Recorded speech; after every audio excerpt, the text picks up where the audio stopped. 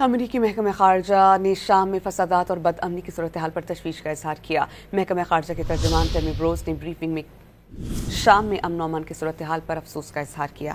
اس موقع پر انہوں نے دیر پا قیام امن کی خاطر فریقین پر بامعنی مذاکرات کی کاوشوں پر زور دیا۔ ٹیمی بروز نے مزید یہ بھی بتایا کہ امریکی قیادت شامی حکام سمیت تمام فریقین سے رابطے میں ہے اور صورتحال کو نارمل کرنے کی کوششیں کر رہی ہے۔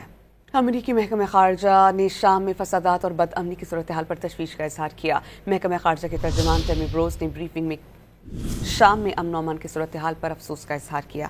اس موقع پر انہوں نے دیر پا قیام امن کی خاطر فریقین پر بامعنی مذاکرات کی کاوشوں پر زور دیا۔ ٹیمی بروز نے مزید یہ بھی بتایا کہ امریکی قیادت شامی حکام سمیت تمام فریقین سے رابطے میں ہے اور صورتحال کو نارمل کرنے کی کوششیں کر رہی ہے۔